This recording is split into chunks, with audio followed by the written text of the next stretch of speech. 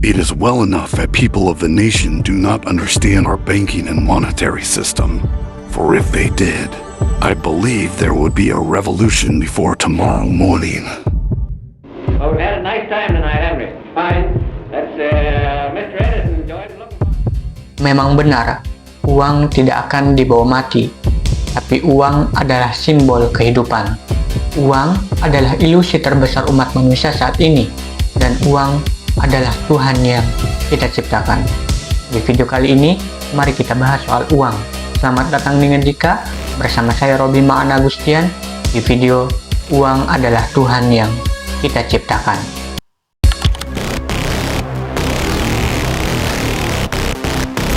Kalau kita ngomongin soal uang, kita harus kembali ke zaman di mana manusia masih bingung buat mencari alat pemuas kebutuhan. Zaman dulu manusia masih kebingungan buat muasin kebutuhan dirinya sendiri. Semisal lo suka patung, tapi lo nggak bisa buat itu patung, apa yang bakal lo lakuin? Yang bakal lo lakuin di zaman itu adalah menukar barang yang lo punya dengan barang yang lo suka. Muncullah sistem barter, yaitu barang yang ditukar dengan barang. Sistem barter ini ngebuat manusia lebih selektif. Kenapa? Karena dengan sistem barter, lu gak bakal nerima gitu aja barang dari orang lain. Tentu, lu bakal milih barang yang sekiranya masih bagus atau masih layak. Dengan sistem barter ini, manusia di zaman dulu lebih ngejaga mereka punya barang. Kenapa? Karena dengan ngejaga mereka punya barang, sewaktu-waktu ketika dalam keadaan darurat, mereka bisa nuker barang yang mereka punya dengan barang yang mereka butuhin. Itulah kenapa barang di zaman dulu kualitasnya lebih terjaga. Tapi sistem barter ini nggak berjalan mulus. Sistem barter ini nemuin kendala. Contohnya semisal lu punya satu kambing, lu pengen makan roti, gak mungkin satu kambing itu ditukar dengan satu roti, yang ada lu rugi. Dan gak mungkin juga satu kambing itu ditukar dengan 1000 roti, berak tepung yang ada. Dicarilah alternatif lain di mana manusia saat itu menukar barang yang mereka suka dengan kerang kauri. Kerang kauri ini dipilih sebagai alat transaksi karena mereka menganggap bahwa kerang kauri itu ukurannya relatif sama, dan kerang kauri juga dianggap sebagai benda yang tahan lama dan susah buat dipalsuin. Kerang kauri digunakan juga sebagai alat transaksi karena manusia di zaman itu menganggap bahwa kerang kauri ini cantik dan juga indah. Kerang kauri banyak digunain sama orang-orang di Kepulauan Maladewa, Sri Lanka, dan Kalimantan. Namun, sayangnya kerang kauri ini nggak cocok buat pembelian dalam jumlah besar. Semisal lu mau beli tanah, mau berapa banyak kerang yang lu bawa, atau semisal lu mau borong beras bertonton, gak mungkin lu bawa kerang kauri sekepal penuh. Itu nggak mungkin. Ditambah kerang kauri ini cuman ada di lautan tropis, kayak Samudra Hindia contohnya. Alasan lain kenapa kerang kauri ini dianggap gak cocok sebagai alat transaksi, karena kerang kauri ini gak bisa dimakan. Dalam artian, kerang kauri ini gak punya nilai guna. Oleh sebab itu, manusia semakin berevolusi soal alat transaksi. Manusia akhirnya memilih produk komoditas sebagai alat transaksi, kayak gandum, biji-bijian, emas, tembaga, dan juga perak. Awalnya manusia memilih produk pertanian karena mereka menganggap bahwa semua manusia pasti butuh beras, semua manusia pasti butuh gandum. Tapi logikanya, kalau beras lu numpuk di rumah, apa lu bakal nerima terus beras dari orang lain? Kan enggak. Dan kalaupun iya, lu terima beras dari orang lain secara terus-menerus, yang ada beras lu numpuk dan akhirnya bau dan diserang oleh kutu. Singkatnya, manusia memilih logam sebagai alat transaksi. Salah satunya adalah emas. Emas ini dipilih karena tahan lama. Emas juga nggak bisa dihancurin, sekalipun lo bakar pakai api dunia. Kalau lo masih ingat pelajaran sekolah, di tabel periodik kimia, cuman emas dan silver yang memenuhi sebagai simbol kekayaan, simbol kemewahan, simbol kecantikan. Karena emas sifatnya terbatas. Emas juga dipilih karena emas gampang buat dibawa. Emas juga bisa dicetak jadi apa yang lo mau. Semisal lo mau beli rumah, ya tinggal ditimbang aja berapa kilo emas yang mereka mau. Dan uniknya adalah emas itu stabil. Harga onta zaman dulu, kalau lo bayar pakai 1 kilogram emas, ya sekarang pun kalau lo bayar pakai emas, harganya bakal tetap sama. Ya walaupun secara rupiah, harga emas tiap tahun itu cenderung naik. Tapi yang naik itu bukan harga emasnya, melainkan rupiah yang terus melemah setiap tahunnya. Emas 1 kilo di zaman dulu sama emas 1 kilo di zaman sekarang, ya sama, walaupun rupiahnya naik, tapi kan yang naik itu rupiahnya, karena inflasi. Ketika ada kenaikan pada harga emas, berat emas gak bakal bertambah, begitupun sebaliknya. Ketika ada penurunan atau deflasi terhadap emas, bobot emas gak mungkin berkurang. Inilah kenapa uang kertas itu dikhawatirkan oleh masyarakat di seluruh dunia, karena uang kertas itu sifatnya mengambang. Bisa aja 10 juta yang lu punya di tahun ini, di 10 tahun yang akan datang, itu bakal berasa 100 juta. Bisa aja, atau bisa aja 10 juta yang lu punya di tahun ini, di 10 tahun yang akan datang, itu bakal berasa cuma 100 ribu. Bayangin kalau lu hidup di tahun 1980. Kalau lu punya uang 20 juta di tahun itu lu bisa beli rumah, motor, mobil, plus buka usaha. Karena 20 juta di tahun 1980, di tahun sekarang itu setara dengan 634 juta. Tapi kalau semisal lu simpen 20 juta dari tahun 1980 sampai sekarang di bawah kasur atau di celengan, ya nilainya bakal berkurang. Lu bakal kecewa dan nabung pun bakal berasa percuma. Karena dengan nabung, sama artinya lu lomba lari dengan inflasi. Belum lagi desain uang yang berubah-ubah tiap tahunnya. Ngebuat uang zaman dulu, itu nggak berlaku diperdagangkan di zaman sekarang. Hal seperti ini yang ngebuat investasi itu penting. Investasi ngebuat uang yang lu punya mengikuti tren harga pasar yang ada.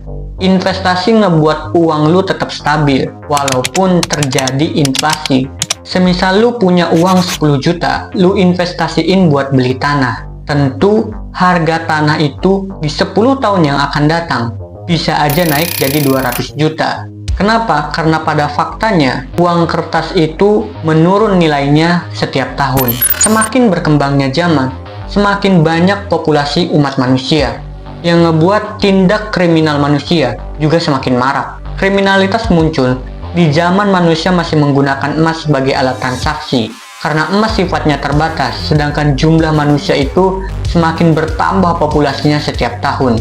Ya, hukum supply and demand aja, hukum ekonomi dasar. Coba lu pikir, emas yang sifatnya terbatas dipaksa menuhin kebutuhan manusia yang setiap tahun semakin naik. Kan nggak bisa. Emas itu SDA, sumber daya alam. Emas itu nggak dibuat. Emas itu dicari, digali, atau ditambang. Karena banyaknya aksi kriminalitas, buat manusia makin takut buat bawa emas kemana-mana. Takut dicuri, dirampok, atau dicopet. Lahirlah bank. Bank menawarkan kepada masyarakat untuk nyimpen emas yang mereka punya dengan menjamin keamanan saat emas lu disimpan di bank. Saat lu nyimpen emas di bank, bank bakal nerbitin uang sebagai alat bukti bahwa lo punya emas yang disimpan di bank. Jadi uang zaman dulu itu sifatnya kayak kwitansi kepemilikan emas. Sistem seperti ini disebut dengan sistem moneter atau gold standard, di mana emas disimpan, di situ uang diterbitkan.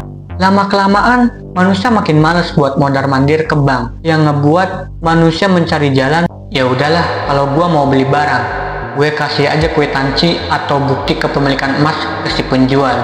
Nanti gue tinggal suruh aja si penjual itu buat cairin emasnya sendiri ke bank. Perilaku seperti ini dengan kata lain menjual uang atau bukti lu punya emas di bank, yang akhirnya dinormalisasikan di seluruh dunia. Uang yang tadinya cuma sebagai alat bukti, sekarang menjadi media alat transaksi yang baru. Uang akhirnya dianggap sebagai alat transaksi yang baru.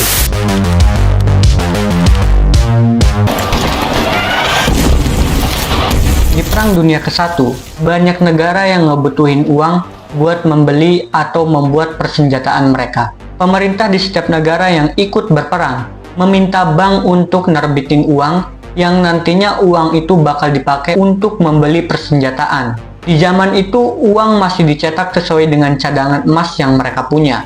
Amerika yang saat Perang Dunia ke-1 meletus menjadi negara netral yang tidak ikut berperang. Amerika lebih memilih buat masuk senjata ke para sekutu kayak Inggris atau Prancis yang ikut berperang. Oleh sebab itu, Amerika secara ekonomi menjadi negara dengan cadangan emas terbesar di seluruh dunia. Emas yang Amerika punya, sebagian besar mereka dapetin dari jual beli senjata ke para sekutu. Dan karena ini juga, Inggris yang tadinya dinobatin sebagai negara terkaya di dunia digeser oleh Amerika. Karena emas yang Inggris punya akhirnya dipakai buat beli persenjataan ke Amerika.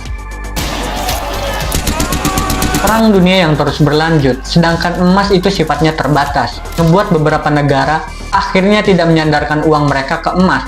Emas akhirnya banyak ditinggalin oleh negara-negara yang ikut berperang. Hal ini mereka lakuin tentunya buat bisa beli senjata terus-menerus.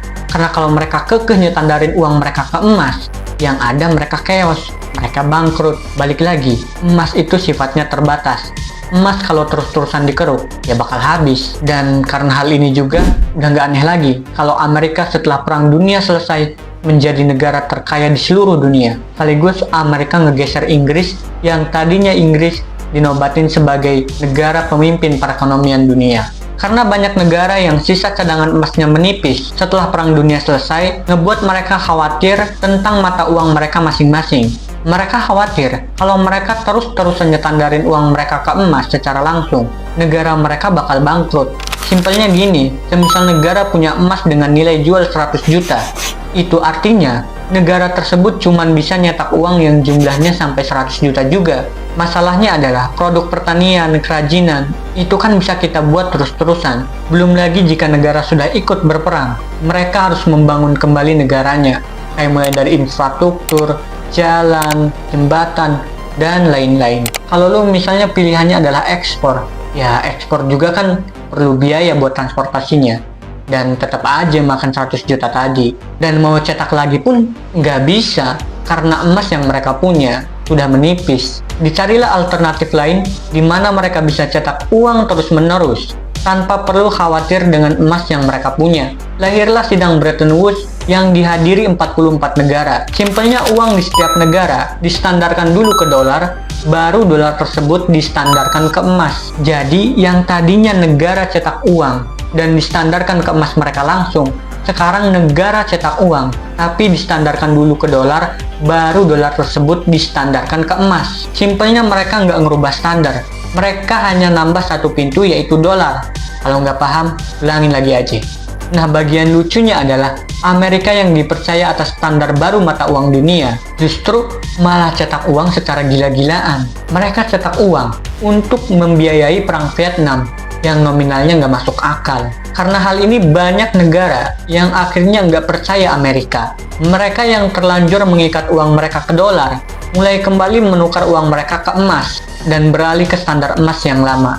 Dalam artian, mereka mulai secara langsung menyatandarkan uang mereka ke emas lagi. Richard Nixon yang saat itu menjabat sebagai Presiden Amerika merasa shock karena uang dolar Amerika beredar terlalu banyak di seluruh dunia, yang mana jika dikaitkan ke emas, itu artinya emas yang mereka punya tinggal sedikit. Hal ini dikarenakan pertama, uang yang mereka cetak itu terlalu banyak untuk pembiayaan perang Vietnam tadi. Kedua, Amerika juga kalah dalam perang dagang dengan Jepang dan Eropa. Dan seperti yang udah gue jelasin di awal, hukum supply and demand. Kalau dolar dicetak secara terus-menerus, tidak sesuai kebutuhan, artinya nilai dolar akan melemah. Contoh simpelnya gini, kalau lu punya perusahaan mobil, dan orang yang butuh mobil lu cuma 10, tapi lu bikin mobil itu 20, yang ada mobil yang lu jual itu nggak laku. Dan mau nggak mau, lu harus nurunin harga mobil tersebut, harga mobil yang lu bikin. Inilah kenapa nilai suatu barang akan menurun, karena barang tersebut diproduksi tidak sesuai dengan kebutuhan. Accordingly, I have directed the Secretary of the Treasury to take the action necessary to defend the dollar. Di tahun 1971, Presiden Richard Nixon mencabut konvertibilitas dolar ke emas. Dengan kata lain, uang di seluruh dunia yang terikat dengan dolar, dan dolar sendiri tidak lagi menyatandarkan uangnya ke emas, melainkan ke kepercayaan.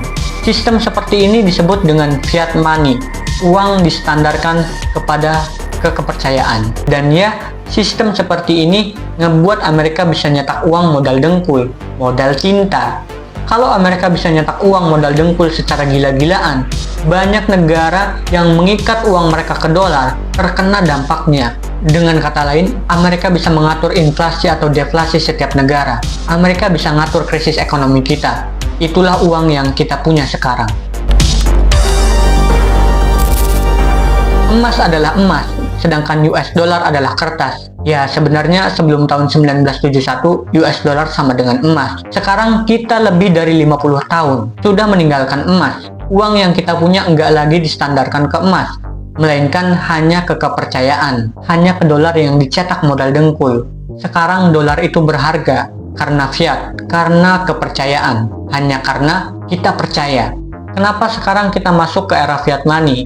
Kenapa kita gak stay aja di gold standard? Bukankah bagus kalau kita cetak uang dengan standar emas? Kenapa sekarang kita cetak uang modal dengkul?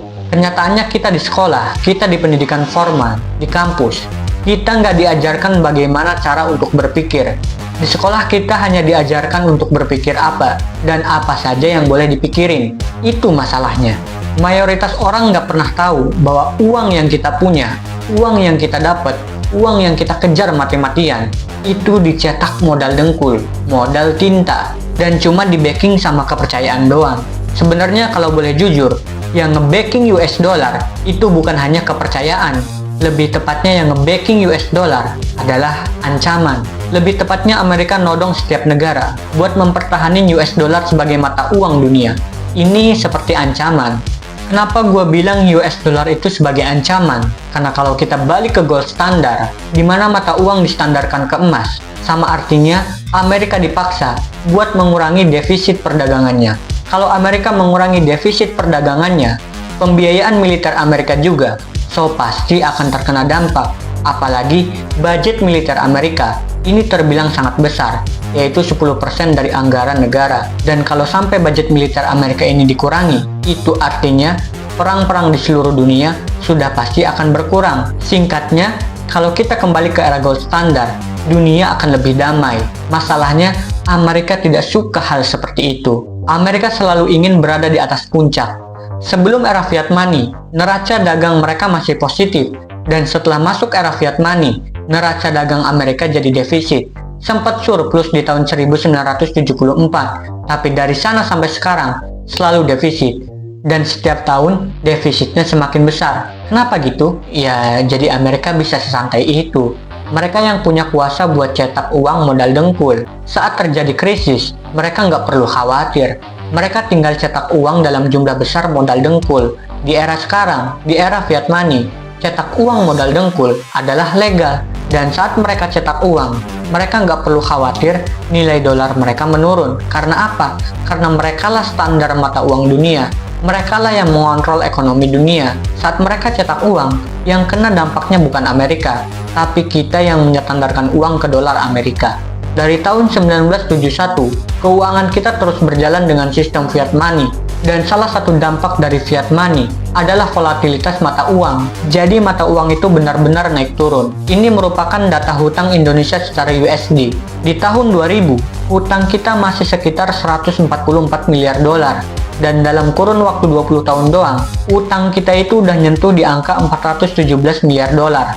Selain karena hutang Indonesia yang bertambah, utang Indonesia naik karena melemahnya rupiah. Ya lo bayangin aja, utang kita naik sebanyak 290%. Dan sebenarnya kalau kita nggak ada di era fiat money, utang kita nggak akan menggunung, tentu bakal terus menurun. Peristiwa kayak tahun 1998 saat krisis ngebuat negara mau nggak mau menjual asetnya, menjual BUMN, dan mempersilahkan masuk negara lain untuk menguras habis sumber daya kita. Dan gue yakin krisis 98 nggak akan terjadi kalau kita masih ada di era gold standard. Krisis 98 itu terjadi karena spekulasi mata uang oleh George Soros. Jadi kalau kita di era gold standard, mata uang kita tidak akan volatile, mata uang tidak akan dispekulasikan oleh George Soros. Tidak akan terjadi yang namanya krisis 98 yang ngebuat rupiah jadi melemah secara gila-gilaan. Gue bakal nunjukin gimana fiat money ini jadi ancaman banyak negara. Gue kasih contoh Indonesia. Di tahun 70-an, rupiah per dolar itu setara 300 perak. Angka 300 ini terbilang gede juga karena Indonesia di era Soekarno sempat ngalamin krisis 600%. Namun saat era Soeharto berhasil neken angka inflasi sekaligus angka kemiskinan. Soeharto berhasil neken kemiskinan yang tadinya 60% menjadi 11%. Dan sayangnya sekolah nggak ngajarin seperti itu. Sekolah selalu menyembunyikan apa yang terjadi sebenarnya di negara kita sebelumnya. Kenapa? Karena sekolah kita diatur oleh kurikulum, dan kurikulum ditentukan oleh pemerintah. Sekolah bisa aja beroperasi tanpa kurikulum, tapi konsekuensinya, sekolah tidak bisa menerbitkan ijazah. Yang ngebuat ujung-ujungnya, kita juga yang susah buat nyari kerja. Next time gue bakal bahas kenapa sekolah harus dikelola seperti perusahaan. So, balik lagi, di tahun 70-an, rupiah ada di angka 363 rupiah. Di tahun 80-an, naiknya itu 2 kali lipat, 1 dolar sama dengan 627 rupiah. Di tahun 90-an, 1 dolar setara dengan 1.800 rupiah. Di tahun 2000, 1 dolar setara dengan 8.000 rupiah. Dan ya sekarang udah di angka 16.000 per dolar. Rupiah itu secara masif mulai melemah di tahun 80-an. Dan terus melemah di era George Soros. Sebelum era fiat money, mata uang di seluruh dunia itu stabil, dan kalaupun terjadi krisis, ya paling 1 atau 2 negara yang kena, gak berjamaah kayak sekarang. Gimana pendapat golongan orang yang pro terhadap fiat money? Mereka menganggap bahwa gold standard itu adalah sistem yang ketinggalan zaman. Gold standard itu membatasi pertumbuhan ekonomi, karena di era gold standard, uang itu terbatas. Sedangkan uang itu adalah pelumas ekonomi. Kalau uang itu terbatas, ya ekonomi otomatis gak bisa bertumbuh dengan masif. Uang itu seharusnya ditentukan dengan keadaan ekonomi setiap negara, bukan berdasarkan cadangan emas. Karena kalau uang itu dicetak berdasarkan jumlah emas yang mereka punya, ya mereka bakal simpan itu uang. Kenapa? Karena faktanya jumlah manusia bakal meningkat. Ketika mereka simpan itu uang di era gold standard, di beberapa tahun kemudian, uang itu bakal menjadi superior, bakal menjadi sangat berharga. Ya karena uang itu kedepannya kalau dipatokin sama emas, disesuaikan dengan jumlah emas yang ada, uang itu otomatis bakal langka, yang ngebuat nilai uang tentu akan semakin cepat meroket. Mereka sekte fiat money menganggap bahwa uang seharusnya bisa disesuaikan dengan jumlah penduduk setiap negara yang bertambah jumlahnya. Betul, di sini pun gue setuju. Kan kita punya bank sentral yang bisa menjaga level inflasi supaya aman-aman aja gitu loh. Dan terbukti sekarang GDP naik terus karena kita makmur. Fiat money is the best choice. Itu kata mereka. Sebenarnya gue juga setuju karena ya betul kalau kita pakai gold standard, otomatis ekonomi setiap negara bakal stuck di situ-situ aja. Tapi ada kalimat yang gue pikir ini gak relevan. Para penganut fiat money menyerahkan keuangan dunia kepada bank sentral, yang dianggap bank sentral bisa menjaga level inflasi setiap negara. Masalahnya adalah, bank sentral yang mana the Fed ini isinya manusia, bukan malaikat. Bank sentral pada faktanya mencetak uang bukan sesuai kebutuhan. Mereka cetak uang modal dengkul sesuai dengan kemauan. Kalau mereka malaikat, mereka bakal cetak uang sesuai dengan kebutuhan. Tapi kan enggak, mereka cetak uang seudelnya aja. Bahkan setelah lepas era gold standard, di tahun 1971, defisit Amerika itu semakin besar dan nggak pernah bisa berhenti. Ya pokoknya spend. Yang penting GDP naik. Padahal kalau mau naikin GDP, itu gampang. Tinggal naikin J-nya doang, government spending. Utang Amerika itu sampai kapanpun nggak bakal bisa lunas. Kalau mereka mau ngelunasin hutang mereka mau tidak mau, itu harus ngerem pengeluarannya mereka. Dan itu nggak mungkin. Di dalam era kapitalisme, kita nggak boleh mengerem pengeluaran. Mengerem pengeluaran sama artinya kita membatasi ekonomi. Saat ekonomi dibatasi, itu adalah sebuah dosa besar dalam pikiran kaum kapitalis. Dan Amerika, perlu lu ingat, adalah negara kapitalis. Jadi sampai kapanpun, utang Amerika itu nggak bakal bisa dilunasin. Ya, emang karena nggak ada niatnya aja buat ngelunasin. Kita sekarang sudah terlalu jauh dibawa oleh sistem fiat money, dan growth yang kita rasakan itu karena fiat money. Betul, GDP naik karena fiat money, juga betul. Tapi pertumbuhan ekonomi dunia naik bukan karena produktivitas, melainkan karena banyaknya uang yang beredar, melainkan karena adanya sistem Ponzi scheme. Di dalam sebuah Ponzi scheme, sistem akan terus berjalan selama masih ada orang yang berpartisipasi. Tapi one day, saat orang-orang tidak lagi mau berpartisipasi, saat orang tidak lagi mau menyandarkan uang mereka ke dolar, disitulah Ponzi scheme US dollar akan bangkrut. Dan bangkrutnya sangat menyeramkan, karena yang terdampak bukan cuma Amerika, melainkan seluruh dunia.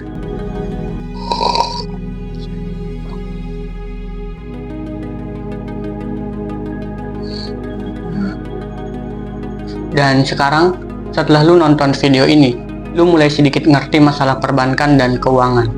Dan korelasi sederhana dari apa yang gue sampein di video ini adalah lu mulai paham pernyataan Henry Ford yang cukup kontroversial.